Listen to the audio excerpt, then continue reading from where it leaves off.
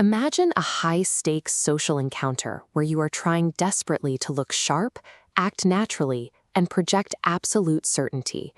Your internal monologue is a frantic loop of self-correction, checking every word and gesture for signs of weakness. This is the social mask in action.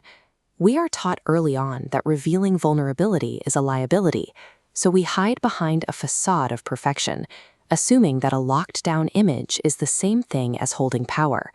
However, the more you obsess over maintaining that mask, the more inner-directed you become. You are so focused on your own performance that you lose your connection to the room, creating an energy that others find instinctively off-putting.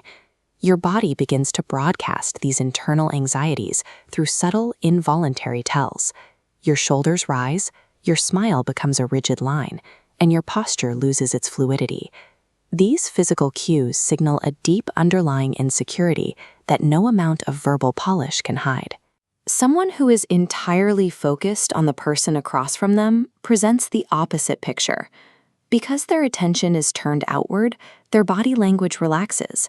They aren't monitoring themselves, so their gestures become effortless and disarming. In any social dynamic, the person with the most influence is usually the one with the most outward-directed attention. Power is determined by where you place your psychological focus, not by the flawlessness of your facade. In 1920, a 19-year-old named Milton Erickson was struck by a strain of polio so aggressive it left his entire body paralyzed. He sat in his bedroom unable to speak or move, completely stripped of every ounce of physical agency. Facing total isolation, Erickson began to focus his remaining energy on the visitors in his room. He spent his days obsessively tracking the subtle micro-movements of their hands, the tension in their voices, and the fleeting expressions they tried to hide. This forced, radical observation allowed him to decipher deep-seated human emotions that others missed entirely. Erickson eventually recovered and used these insights to become one of the most effective and legendary psychologists in history. He demonstrated that psychological leverage originates from this ability to read unspoken realities. Real dominance isn't vocal, it is the radical capacity to see what others are working so hard to conceal. We often treat power as a modern construct, but it is actually an ancient biological feeling.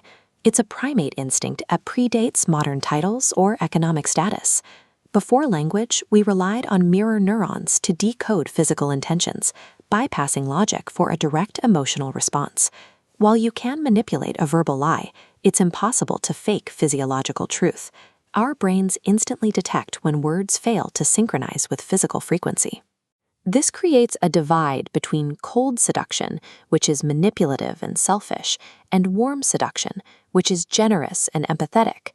One pushes people away, the other draws them in.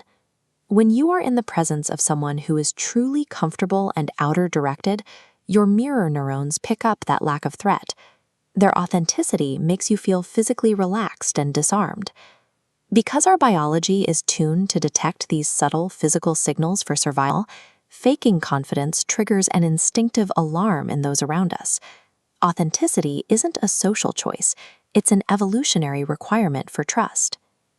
Developing true influence also requires accepting the shadow, those primal traits like narcissism, envy, and aggression that we often try to suppress. These aren't moral failings, they are universal survival tools. We often assume a position of moral superiority, yet history's most revered icons reached their goals by actively utilizing these exact shadow traits. Mahatma Gandhi understood the strategic use of manipulation. He deliberately engineered campaigns like the Salt March to maximize the physical risk to his followers, knowing that images of peaceful Indians being beaten would trigger a wave of guilt that the British public could not ignore. Martin Luther King Jr. was equally tactical.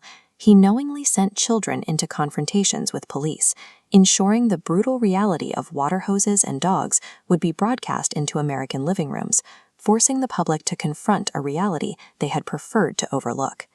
Achieving monumental influence requires this ability to direct your dark side toward a higher purpose. By acknowledging these instincts rather than pretending they don't exist, you gain the capacity to apply the strategic pressure necessary for change. This kind of outer-directed confidence cannot be sustained without genuine confidence. There is no psychological hack that replaces the need for earned skill. Every time you repeat a difficult task, your brain builds literal physical pathways. Through learning by doing, these neurons fire until the skill becomes effortless. This neurological foundation is why apprenticeships maximizing skill acquisition are vastly superior to high-paying, low-responsibility jobs. Neural mastery is permanent. Robert Greene spent years mastering these concepts before suffering a severe stroke in 2018. The incident stripped his physical independence, his ability to type, and the hobbies he loved, leaving him to rebuild his life from the ground up. Greene discovered that true power is an internal fortress. Mastery and empathy create a sense of self that remains intact even when physical control and external advantages are stripped away. The next video might completely change how you see people. Like and subscribe so you don't miss it.